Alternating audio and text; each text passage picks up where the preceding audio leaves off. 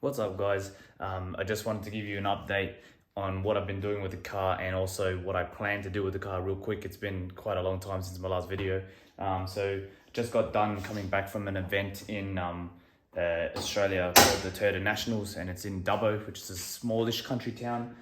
Took the old girl to the event and she actually performed flawlessly. Drove it to the actual place, which is about 4 or 5 hours drive, raced it for 2 days and then drove it back. So what more could you ask for? Didn't trailer it there. So this car actually performed quite well. I believe out of all the Supras bar a drag car, which is basically tubbed and full gutted, this was one of the quickest. So it was an 8-mile track, and it was a horrible surface. I mean, the worst surface, got no prep, no nothing.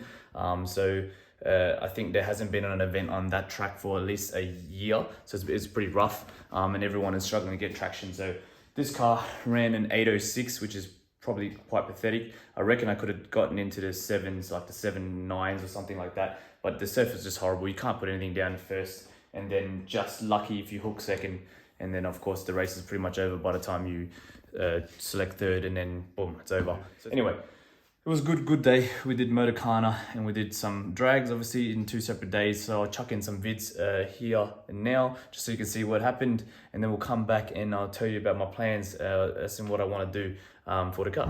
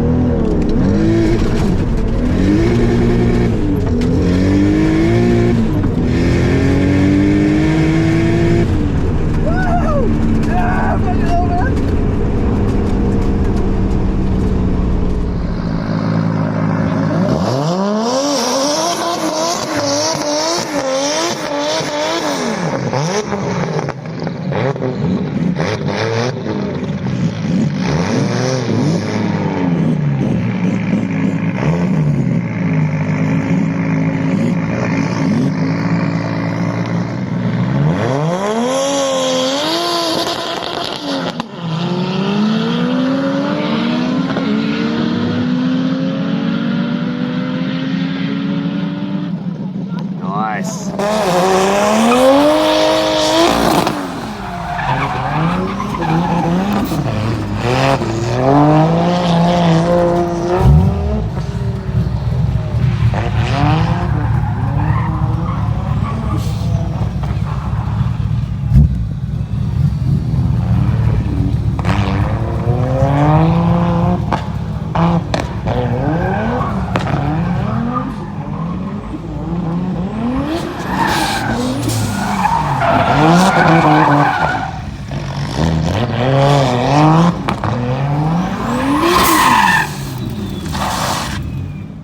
Right, guys, hope you enjoyed those small clips there. Yeah, so the setup is pretty simplistic. If you've only just tuned into the channel, of course it's the 2JZ stock block, and it's got 240,000 Ks on it, so it's pretty old and tired. The head is pretty much stock as well. The only thing I have in there is 272 cams with BC springs and retainers, titanium retainers. Stock head gasket from like 30 years ago, or 20-something years ago.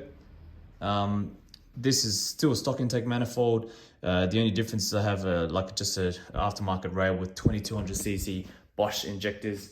In the tank it's a 525 Walbro, dash 10 lines, feed and return, ethanol content, a flex fuel sensor, and yeah, it sort of goes in dash 6 feed and then dash 6 return, just single entry, single exit, and then T4 China manifold. I don't really know where the person I bought it off got it from. It's a 3.5-inch downpipe, which then merges to a 3-inch exhaust. That's a BorgWarner S360, a 60mm inducer, it's an 83mm exducer. So it's, you know, it's relatively small turbo, it's nothing big. It's T4.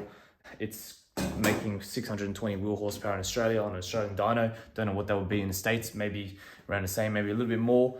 And that's about 460 rear wheel kilowatts here in Oz. So it's actually not too bad, running 20, 23, 24, 25 PSI. Got a Tremec TR6060 under there. It's a 6-speed gearbox, which I put in last year or the year before, can't remember now. Yeah, so she performs really well. And yeah, just a dial in time. Couldn't replicate my 806, so went to 8.3.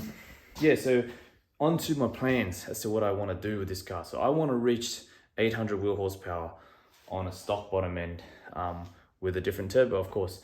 And it sounds pretty silly, right? Obviously, but I want to do it on a budget. So what I'm planning to do is use this turbo right here. That's right, it's an S369 SXE from BorgWarner. And yep, it is also, you guessed it, a journal bearing turbo like that one. Because I'm all for using stuff that is a bit cheaper, and if I can still achieve great results, then why not, right? But so yeah, that turbo there was like 1,300 bucks.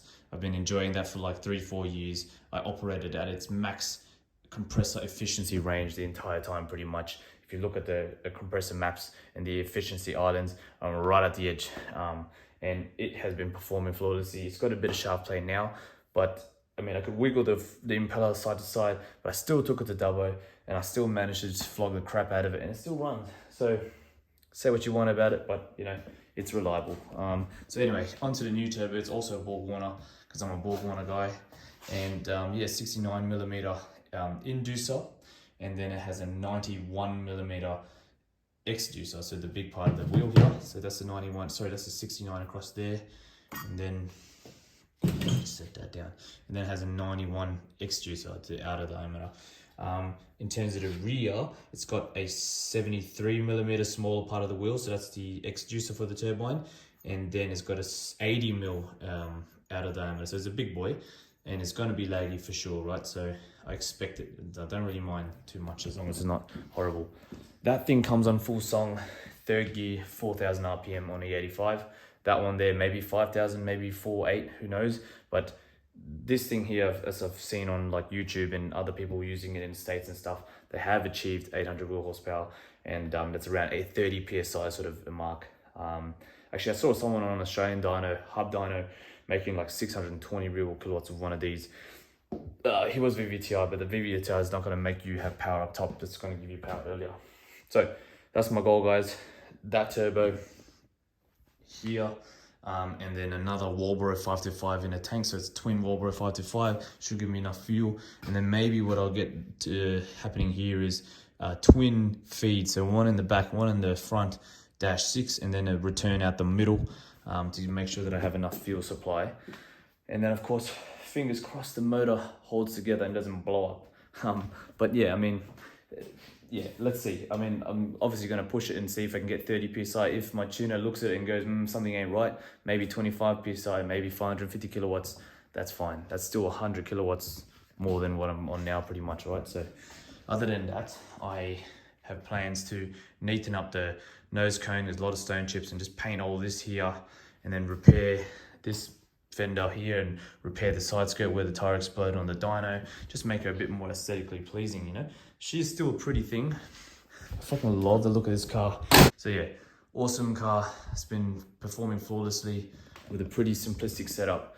Doesn't need to be like, you know, top dollar bills, and it can still perform. I also got new wheels here, SSRS P5s. That's a 10-inch wide wheel there, but I'm gonna step up the inner barrel so I can get 11 inches and slap it on the back with some 305 tires, because I like the look of girth on a car. I'm not for huge, like, you know, 20-inch wheels with rubber band tires. It's just not my thing.